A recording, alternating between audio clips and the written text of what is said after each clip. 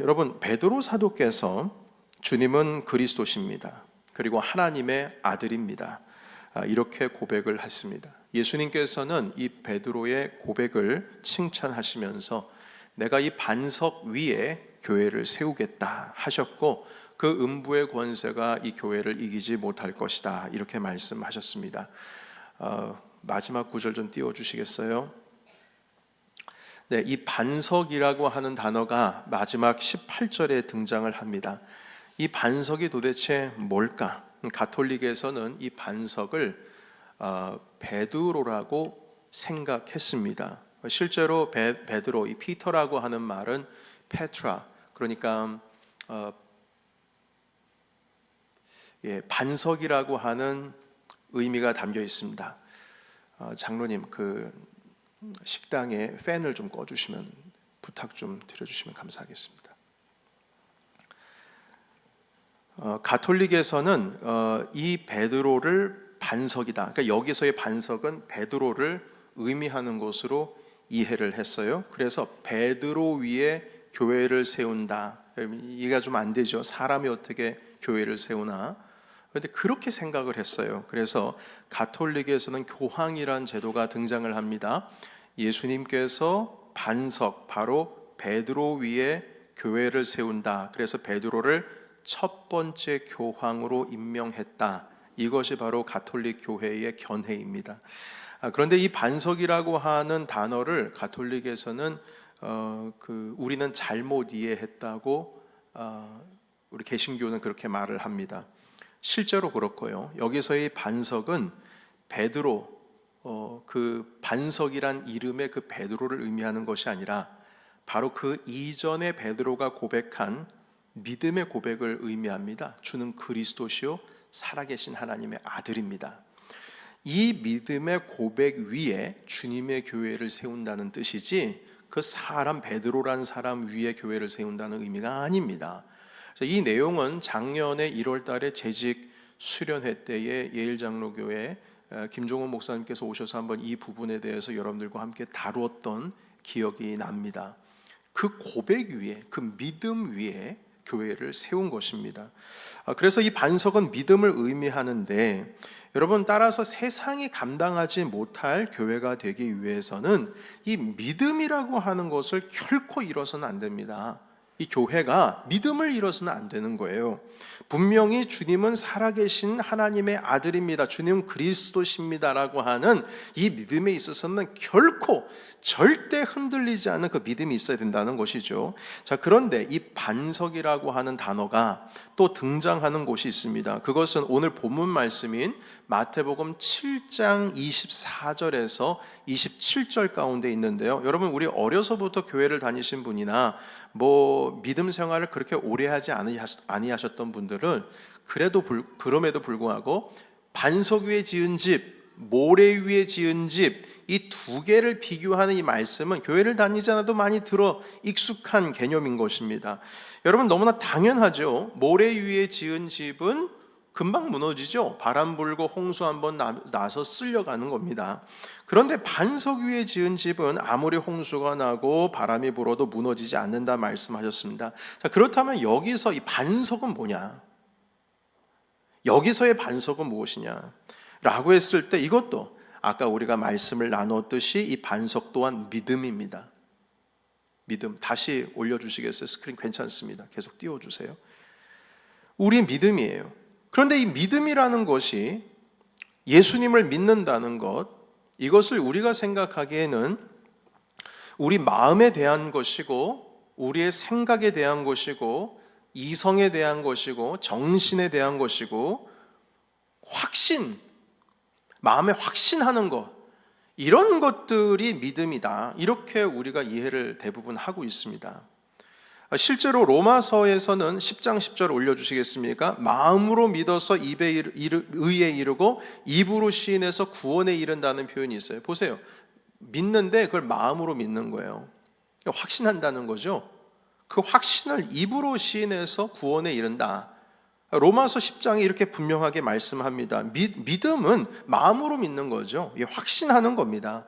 자, 이렇게 우리는 이 믿음을 마음의 문제, 정신의 문제, 이성의 문제, 확신의 문제, 이 정도로 이해를 하고 있는데, 아까 우리가 읽었던 본문 말씀, 다시 마태복음 7장 24절로 돌아가 주시겠어요? 방송실이요. 24절로. 여기에 말씀해 보시게 되면 누구든지 나의 이 말을 듣고 뭐 하는 자요? 행하는 자. 행하는 자가 반석 위에 집을 지은 자다, 이렇게 말씀하고 있어요. 그러니까 예수님의 말씀을 듣고 그걸 행동으로 옮긴 자. 이 행동으로 옮긴다는 것은 순종을 의미하죠. 그래서 여러분, 이게 충돌이 생기는 거거든요. 왜냐하면 우리는 믿음이라고 하는 것은 마음으로 믿는 거다, 확신을 갖는 거다, 이건 생각에 대한 것, 정신에 대한 것, 이성에 대한 것, 이런 것인 줄로 알았는데, 그래서 구원이라고 하는 것은 믿음으로 마음의 확신을 가지고 그 믿음을 이룬다고 생각을 했는데, 의심하지 않는 거예요. 결코 의심하지 않는 거, 확고한 믿음. 그런데 오늘 이 말씀을 보니까 이 말을 듣고 행하는 자가 반석 위에 집을 지은 것과 같다, 이렇게 말씀하고 있어요. 그러니까 믿음이라고 하는 것을 확고한 어떤 마음으로 믿는 확신, 이게 아니라 행동, 행함, 이것으로 말씀하고 있다는 겁니다. 여러분, 우리가 잘 알듯이 믿음이라고 하는 것과 행위라고 하는 것은 완전히 정반대의 것이 아닙니까? 여러분, 구원은 믿음으로 얻죠. 이건 교리입니다. 이거는 수천 년 동안 내려온 우리 초대교회에서부터 가르쳐 주신 주님의 말씀이죠.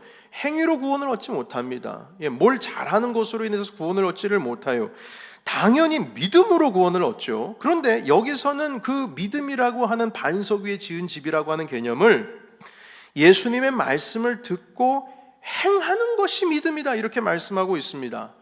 여러분, 이게 너무 혼란스러워요. 왜냐하면 이 말씀을 뭐 예를 들면 베드로가 얘기를 했다든지, 요한이 얘기를 했다든지, 아니면 뭐 사도 바울이 얘기를 했다든지, 그러면은 그럴 수도 있겠다 싶은지만, 이 말씀을 누가 하셨어요? 이 말씀을, 여러분, 누구든지 내 말을 듣고 행하는 자는 그 집을 반석 위에 지은 자라고 누가 말씀하세요? 이건 예수님이 하시는 말씀이에요. 예수님. 아니, 예수님이 듣고 행하는 자가 구원을 얻고, 말씀을 그렇게 믿으면 그것이다 말씀하시는데, 이거 도대체 충돌이 생겨가지고 혼란스럽다는 겁니다. 자, 그런데 이것보다 더 혼란스러운 게 있어요.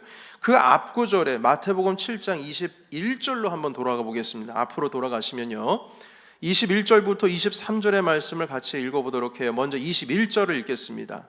같이 읽습니다. 시작. 나더러 주여 주여 하는 자마다 다 천국에 들어갈 것이 아니요 다만 하늘에 계신 내 아버지의 뜻대로 행하는 자라야 들어가리라. 아멘. 여러분, 여기 보세요. 천국에 들어가는 방법에 대해 말씀하시는데, 주여 주여 하는 거 다 안 된다는 거예요. 뭐라고 말씀하시냐면, 하늘에 계신 내 아버지의 뜻대로 어떻게 해요? 행하는 자가 들어간다. 아니, 지금까지 우리는 천국은 믿음으로 간다고 생각을 하고 있었는데, 예수님께서는 아버지 뜻대로 행하는 자, 다시 말해서 행위로 천국을 간다라는 말씀을 하고 있어요. 여러분, 이 문제를 어떻게 해결해야 됩니까? 우린 천국 가는 거 믿음으로 구원을 얻어가는 거로 생각을 하고 있는데, 이거 자칫 잘못하면 우리 혼란스러워서 시험 들 가능성이 너무 높아요. 여러분, 결론적으로는요, 여기서 반석, 이 믿음으로 말미암아 구원을 얻는다는 것도 맞는 말씀이고요, 또한 하나님 아버지의 뜻대로 행하는 자가 천국 간다라고 하는 것도 맞는 말씀입니다. 두 개 다 맞아요. 우리가 혼란스러워하는 것은 이 말씀의 의도와 말씀의 본질을 오해하고 있기 때문인 것입니다. 여러분, 반석과 같은 굳건한 믿음을 가진 자는 그 삶이 다릅니다. 일반 사람들과 달라요. 굳건한 바른 믿음을 가지고 있는 자는 그 삶이 달라지게 돼 있습니다. 이건 당연한 것 아니겠습니까? 예수님을 참되게 믿는 자들은 그의 행동이 달라요. 세계관이 다르니까요. 예수님을 믿는다고 하면서 여러분, 형제 미워할 수 있을까요? 여러분, 그럴 수 있다고요? 아니요, 그럴 수 없어요. 요한 1서 4장에 의하면, 요한복음에 의하면 예수님을 믿는다고 하면서 형제를 미워할 수 없습니다. 그거는 진리입니다. 근데 우리는 그렇게 생각 안 하죠. 그건 우리 생각이죠. 성경은 분명하게 말씀하고 있어요. 그러니까 참되게 믿는 자들은 형제를 사랑하는 행위가 나올 수밖에 없다는 겁니다. 형제를 미워하면서 예수님을 믿는 믿음, 저는요 목사님 예수님이 살아계신 하나님의 아들이라는 거 확실히 믿거든요. 주님께서 나의 죄를 위해서 죽으시고 3일 만에 부활하셨다는 사실 저는 목에 칼이 들어와도 믿는 사람이에요. 네, 맞아요. 그러나 그런 고백을 하면서 주님께서 주신 이 가치관대로 살아가지를 않는다? 그렇다면 그렇게 아무리 많은 고백을 하고 수백 번, 수천 번, 수만 번 고백을 한다 할지라도 그건 거짓된 믿음입니다. 예수님을 믿으면 형제를 사랑하게 되어 있습니다. 왜냐하면 예수님이 그렇게 사셨으니까요. 여러분, 우리를 구원하시는 예수님을 믿는다라고 하는 것은 그의 죽으심과 나를 위해서 죄 용서하시고 다시 산다라고 하는 부활도 믿는 것이지만 예수님의 인생, 그 삶, 가치관, 하나님의 나라를 평생 품고 계셨던 그 예수님의 삶 전체를 받아들인다는 의미예요. 여러분, 우리가 예수님께서 가지고 계신 하나님의 나라, 그분께서 품고 계셨던 세계관을 거부하면서 주님이 나를 위해서 돌아가시고 3일 만에 부활하셨다라고 하고 그걸 믿는다라고 하는 것은 여러분, 이게 말이 안 되는 겁니다. 그건 궤변입니다. 꼭 난 너를 사랑해 하면서 맨날 아침 저녁으로 패대기 치고 아이를 때리고 학대하고 내가 너 잘 되라고 그러는 거야. 난 너를 사랑해서 하는 거야. 이거는 궤변이라는 겁니다. 말이 그렇게 안 되듯이 우리가 참된 예수님을 믿는다라고 하는 것은 그 믿음에 합당한 삶의 결과가 나온다는 거예요. 그게 행동인 것입니다. 우리가 예수님의 가지고 계신 세계관을 거부하면서 주님께서 하신 말씀들은 다 거부하면서 내가 믿는 믿음으로 나는 확신을 가지고 있어요. 난 천국에 갈 수 있습니다. 그래서 천국 가는 게 아니라는 거예요. 여러분, 다시 말해서 예수님을 잘 믿으면 주의 말씀에 순종할 수밖에 없습니다. 이것은 꼭 아브라함이 내가 내게 지시할 땅으로 가라 하신 하나님의 명령을 믿었기 때문에 본토 고향 친척 아버지의 집을 떠나서 하란 땅을 떠나서 가나안 땅으로 모든 식구들을 데리고 그 땅을 향해서 간 것과 똑같은 겁니다. 만약 하나님의 말씀을 믿지 않았으면 하란 땅을 떠나서 가나안 땅으로 갈 수 없죠. 믿는다면 가는 겁니다. 참된 믿음은 순종이라고 하는 행위의 열매를 맺게 돼 있어요. 여러분, 우리가 반석 위에 집을 짓는다는 것은 믿음 위에 집을 짓는다는 것이고, 반석 위에 교회를 세운다는 것은 믿음 위에 교회를 세운다는 것인데, 순종도 없고 말씀에 아멘 하면서 따르지도 않고 집에서 일터에서 전혀 하나님과 말씀과는 상관없는 삶을 살면서 그러면서도 전혀 죄책감이 없고, 여러분, 그것은 헛된 믿음입니다. 그건 거짓된 믿음이에요. 반석 위에 세운 집, 반석 위에 세운 교회라고 할 수가 없는 것입니다. 그건 100%, 200% 모래 위에 지은 교회고 모래 위에 지은 집을 의미합니다. 아무리 확신을 가지고 주는 살아계신 하나님의 아들입니다, 예수님은 나의 죄를 위해서 십자가에 달려 돌아가시고 부활하신 그리스도입니다, 이렇게 고백한다고 할지라도 우리의 삶 속에 순종도 없고 하나님의 말씀대로 살아가지를 않는다면 그건 정말 거짓된 믿음이라는 거예요. 우리는 그것도 모르고 그렇게 살아가고 있죠. 오해를 하는 겁니다. 여러분, 좀 이해를 돕기 위해서 작년 8월에 있었던, 한국에 있었던 이야기를 잠깐 드리겠습니다. 한국에서 작년 8월에 전 세계를 들썩거릴 수 있는, 실제로 들썩거리게 했던 소식 하나를 모든 뉴스, 모든 매체, 모든 신문상에서 동시에 한날에 소식을 전했습니다. 그것은 무엇이냐면 상온, 그러니까 우리가 살아가고 있는 이 온도, 우리가 살아가고 인간이 살아가는 이 상온, 지금의 이 온도, 지금 우리 교회 온도가 68도일 거예요. 이 온도에서 작용하는 초전도체를 개발했다는 소식이에요. 여러분, 초전도체 조금 뒤에 설명을 드리겠습니다만 이건 여러분 세상이 들썩거릴 정도가 아니고요, 이건 혁명과 같은 소식이었습니다. 에너지에 있어서 혁명이었습니다. 그 초전도체의 물질을 한국에서 개발했다는 거예요. 바로 퀀텀 에너지 연구소라고 하는 그 초전도체의 이름이 LK99입니다. LK99. 그 이름을 정했는데요. 이 초전도체라고 하는 것을 잠깐 설명을 해드릴게요. 먼저 제가 이 분야에 있어서 전문가가 아닙니다.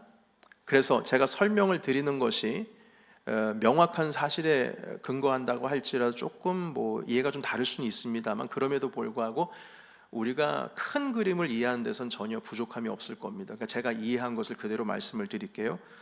초전도체라고 하는 것은 저항값이 0인 전도체를 의미합니다. 이거를 조금 설명을 드리기 위해선, 여러분, 전기라고 하는 것은 전선을 통해서 흘러가죠. 전류가 흘러갑니다. 전선을 통해서 전류가 흘러가는데, 그 이동하는 가운데 그 전선 안에서 전류가 빠르게 이동할 때 우리가 눈에 보이지 않는 전자라고 하는 것과 원자가 서로 충돌을 일으킨대요. 그래서 그 전선에 저항값이 생기게 되는데, 이 저항 때문에 열이 발생한다는 겁니다. 그래서 여러분, 우리가 그 스마트폰 사용하다 보면은 핸드폰이 뜨거워지죠. 그 뜨거워진 이유가 바로 이 저항값 때문에, 저항이라고 하는, 그러니까 전류가 흘러가면서 열을 발생하는 거죠. 여러분, 컴퓨터가 뜨거워지기도 합니다. 이 뜨거워진다는 것은 전기의 효율성이 떨어진다는 뜻이에요. 그 뜨거워지면 뜨거워질수록 지금 전기가 많이 먹고 있다는 거예요. 실질적으로 핸드폰이 뜨거워지면요, 이 금방 배터리가 닳기 시작을 하거든요. 그래서 이 전선 가운데 있어서도요, 저항값이 적은 전선이 비쌉니다. 아무리 전류를 많이 흘려도 그렇게 뜨겁지가 않은 거예요. 그런데 그 저항값이 0이 된다면 여러분 어떻겠습니까?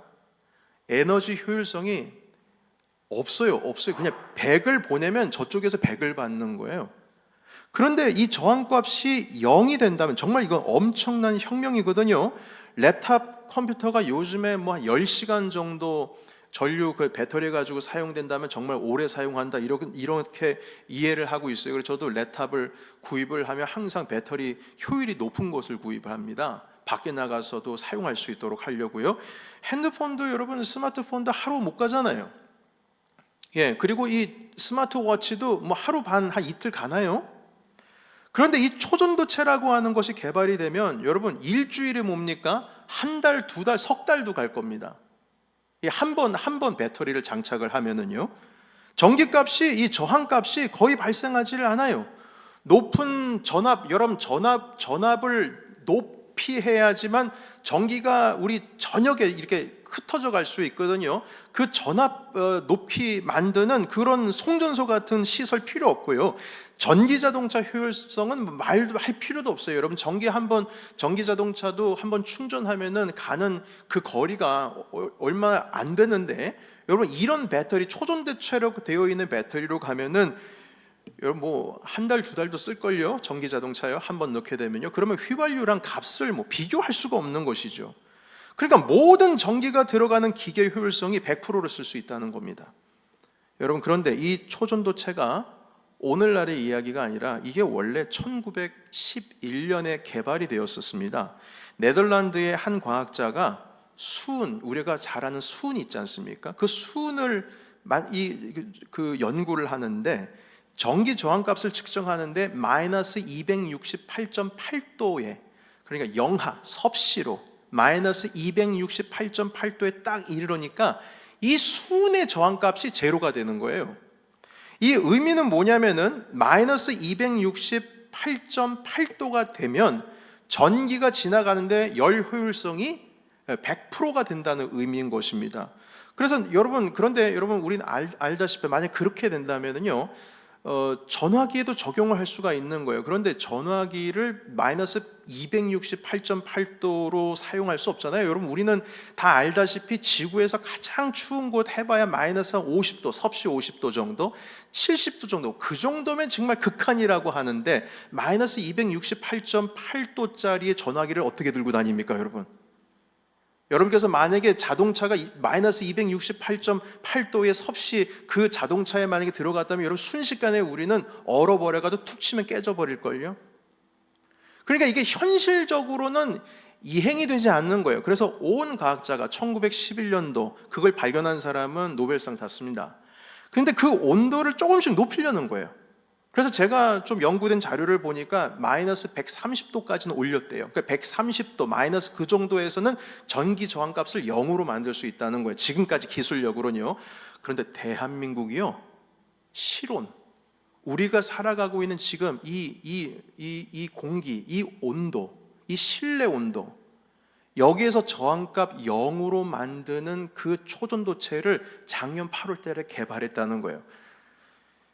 놀라지도 않으세요? 제가 잘 설명했는지 모르겠어요. 네, 이해는 되실 거예요. 여러분, 이거는요 노벨상 정도가 아닙니다. 혁명입니다. 양자 컴퓨터, 만약에 요 일이 정말 발생하게 되면 향후 2, 3년 안에 세상 모든 게 완전 달라질 거예요. 예, 초소형되고요. 그리고 우주 왔다 갔다 하는 것도 벌써 그냥 기간 다 줄어질 거고요. 우리가 이 땅을 살아가는 데 있어서 우리가 사용하고 있는 모든 물건들이 다 소형화가 되고, 그리고 여튼 의학, 경제, 산업 모든 것이 다 뒤바뀔 겁니다. 판도가 바뀔 거예요. 정말 우리가 상상하지도 못할 일이 일어날 겁니다. 자, 그런데 그 물질을 8월에 개발했는데요, 그 이름이 LK99이라고 이름을 했어요. 이 논문이 과학 논문, 학술 논문지로는 네이처라고 하는 그 저널이 넘버 원이거든요, 전 세계에서. 네이처에 한번 논문이 기재됐다 그러면 끝난 겁니다.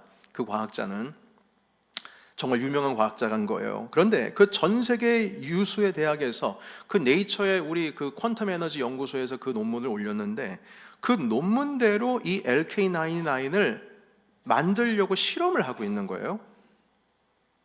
이걸 만들어서 그대로, 논문 그대로 이걸 증명을 해야 되니까요. 그런데 여러분, 전 세계 얼마나 유명한 대학들이 많이 있습니까? 그런데 다 실패했습니다. 그래서 그 대학에서 한국 퀀텀 에너지 연구소에다가 부탁을 했어요.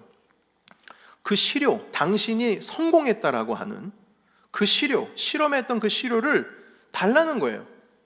그래서 자기네 대학에서 실험을 한번 해보겠다고. 그것으로 인해서 만약에 이 세상에 지금 정말 유명한 대학들이 모두 다 그 한 100개의 대학, 200개, 300개 그 대학에서, 그 수천 개의 대학에서 어떤 한 대학이라도 그 만약에 실험에 성공을 하게 된다면, 여러분, 이거는 대서특필입니다.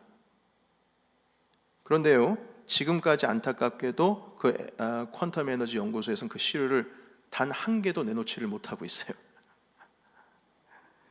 작년 연말부터 지금까지 전 세계를 들썩거렸던 상온에서 저항값 0인 초전도체는 한 번도 본 적이 없는 겁니다. 우리 일반 사람들은요. 결국에는 그 네이처 논문 학술 저널에서 거기에 논문을 실었는데, 지금 며칠 전일 거예요. 몇 달 전일까요? 그거를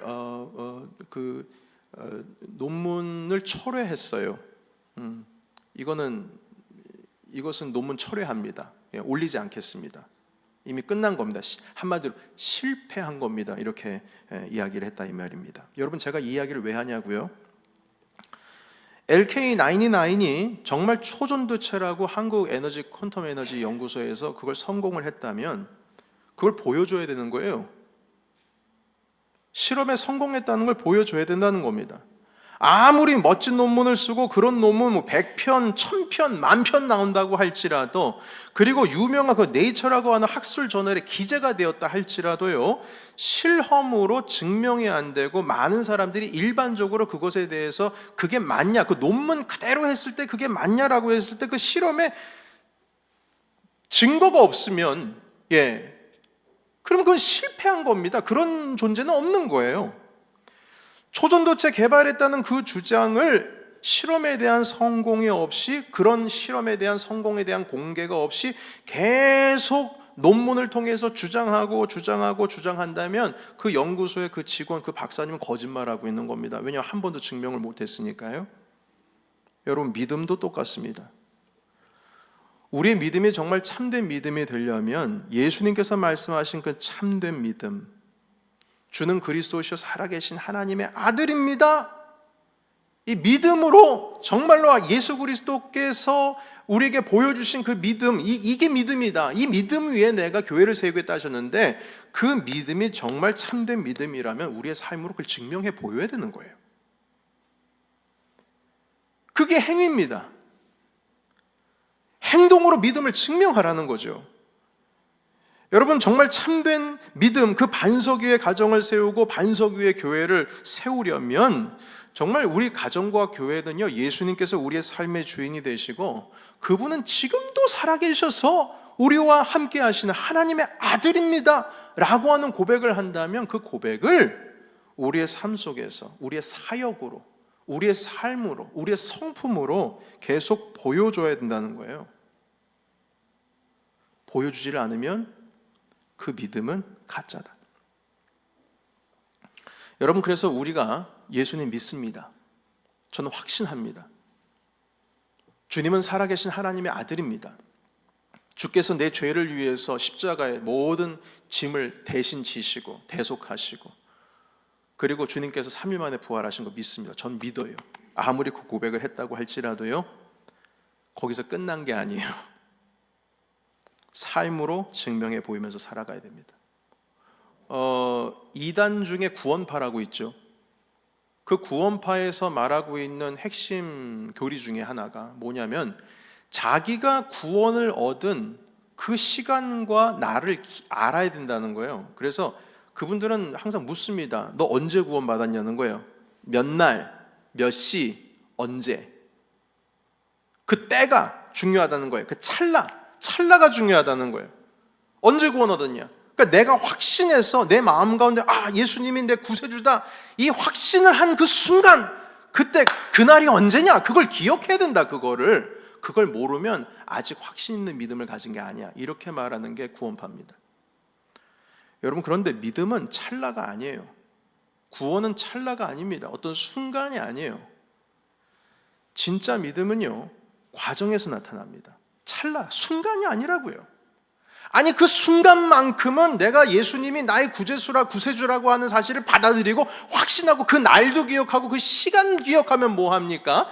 인생 삶 가운데 보시게 되면 하나도 증명된 삶을 보이지도 않고, 예수 그리스도의 말씀에 순종하지도 않고, 순종하지 않으면 죄책감이라도 있어야 되는데 죄책감도 없고, 그렇게 우리의 삶을 거룩한 삶, 정결한 삶, 주님께서 이 땅을 창조하셨을 때 그 놀라우신 하나님의 은혜가 담겨있는 하나님 나라의 세계관과 그 가치관으로 전혀 살아가고 있지를 않은데, 그 찰나 기억하면 뭐 할 거예요? 증명이 안 되는데.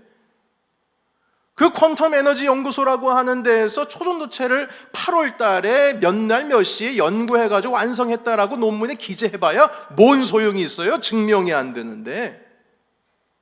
철회예요, 철회. 다 거짓말이라는 거예요. 오해할 수는 있겠죠. 그러나 그것이 지속이 되면 그건 거짓으로 바뀌는 거예요. 왜냐하면 한 번도 보여준 적이 없으니까요. 여러분, 한 번 믿어서 예수님을 믿고 구원을 얻었다면 그게 끝이 아니에요. 평생 주님 다시 올 때까지 그 믿음을 증명하면서 살아가는 겁니다. 그것이 이 땅 가운데 예수님 다시 오실 때를 준비하는 거룩한 신부의 모습이에요. 여러분, 내 믿음을 의심하게 하는 일들이 일어나요. 살다 보면. 그냥 한 번 주님 믿었다고 해서 끝이 아니에요. 의심이 일어나요. 베드로도 주는 그리스도이시여 살아계신 하나님의 아들입니다 했을 때 예수님이 칭찬하셨어요. 그건 네 속에 있는 성령께서, 아버지께서 그 말을 할 수 있도록, 고백할 수 있도록 도와주신 것이다. 베드로는 기분이 좋아요. 그런데 얼마 안 가서 어떻게 해요? 베드로가 주님 배신하잖아요. 수없이 많은 의심하는 일들이 일어나요. 내가 하나님의 자녀인 것을 그게 거짓이라고 유혹하는 일들이 많이 일어난다고요. 내가 하나님의 자녀인데 주님이 날 사랑하지 않으시는 것 같아. 나는 여기까지 이게 맞는 건지 모르겠어. 계속 의심이 들어요. 내 삶 속에서 자꾸 내 자아가 무너지려고 하고 근심이 가득하고 불안과 걱정에 몰려오고 나도 모르게 막 욱하는 마음도 들고 나도 모르게 순종하지 않고 나도 모르게 예배하지 않으면서도 죄책감 하나 생기지 않고 주님과 함께하는 시간에 대해서 이렇게 마음이 오고 가지를 않고, 여러분 수없이 많은 우리 인생과 신앙 가운데 도전이 있고 유혹이 있다는 거예요. 스스로 교만한데 교만한 것에 대한 인식도 들어오지도 않고. 여러분, 이 모든 것은 위기입니다. 이 모든 상황 속에서 내가 믿음을 주님 앞에 순종하면서 내 삶을 증명하면서 살아가는 것이 그게 진짜 믿음인 거예요. 이걸 증명하지 못하면 그건 믿음이라고 할 수 없는 겁니다. 하나님의 말씀에 순종하면서 이 땅에 참된 복이 되어서 내게 주어진 하나님의 복을 이 땅 가운데 흘려보내고, 주님께서 가르쳐 지키게 하신 것을, 그 명령을 지키면서 참된 복이신 우리 예수 그리스도를 전하면서 성령께서 내 안에 내주하실 뿐만 아니라 충만하시고 내 삶 속에서 하나님의 말씀으로 승리하게 하는 삶, 그리고 세상에 빛이 되는 삶, 이런 삶을 살아가는 것이 내 안에 있는 믿음을 증명하는 겁니다. 그래서 믿음은 찰나가 아니고요, 과정이에요. 너희의 구원을 떨림으로 이루라. 주님은 사도 바울을 통해서 그렇게 말씀하셨어요. 여러분, 이것이 반석 위에 지은 집이고 반석 위에 세운 교회입니다. 믿으십니까? 사랑하는 여러분, 저는 우리 교회가 어떤 세상에서도 흔들리지 않는 믿음의 사람들로 가득 채워질 줄로 믿습니다. 저는 평생 그것을 위해서 하나님 아버지 앞에 헌신하면서 교회를 세워나갈 겁니다. 그게 제 사명이에요. 하나님께서 그 일을 위해서 저를 부르셨어요. 교회는 흔들리지 않습니다. 그러나 불안한 믿음 가지고 서 있으면 흔들립니다. 불안하면 안 돼요. 든든해야 됩니다. 저는 여러분들의 온 가정이 이 굳건한 믿음 가운데 세워질 것을 평생 노력해야 될 사람입니다. 주님 다시 오실 때까지 그것을 확신으로, 믿음으로 선포하는 자리 가운데 서 있는 거예요. 여러분, 그래서 이 자리가 무거운 겁니다. 이 자리가 무거운 거예요. 그 믿음을 여러분들 가운데 의심이 들어있을 때마다 저는 선포해서, 아닙니다. 주님 우리 사랑하십니다. 아닙니다. 우리 주님은 선하십니다. 아닙니다. 우리는 세상 가운데 굴복할 수 없습니다. 여러분, 마지막 때가 가까이 오면 가까이 올수록 세상은 흉흉해집니다. 평화가 오는 게 아니에요. 걱정하지 마세요. 그럼에도 불구하고 교회는 안전합니다. 우리의 내면이 안전합니다. 우리 믿음이 안전한 거예요. 주님께서는 그 교회를 이 세상 가운데 승리자로 남겨두실 것이라고 했어요. 마지막 때 주님 다시 오실 날 정말 많은 어려움들이 있을 겁니다. 그것은 아마게돈이라고 말하기도 합니다. 그러나 그 상황 속에서도 남은 자, 그루터기와 같은 자, 끝까지 심지가 굳은 자, 결국 그 자들이 주님의 구원을 얻게 되는 것입니다. 여러분, 걱정하지 마세요. 제가 잘 이끌고 가겠습니다. 그리고 두려워하지 마시고 주님 앞에 말씀 가운데 굳건히 서시기를 예수의 이름으로 축원합니다. 교회는 흔들리면 안 돼요. 여러분들의 내면, 바로 그리스도의 몸된 지체인 여러분들 흔들려선 안 된다는 것이죠. 바로 이 반석 위에 여러분들의 가정을 세우시길 예수의 이름으로 축원합니다. 그리고 여러분들의 교회를 함께 세워나가시기를 예수의 이름으로 축원합니다. 아멘. 기도하겠습니다.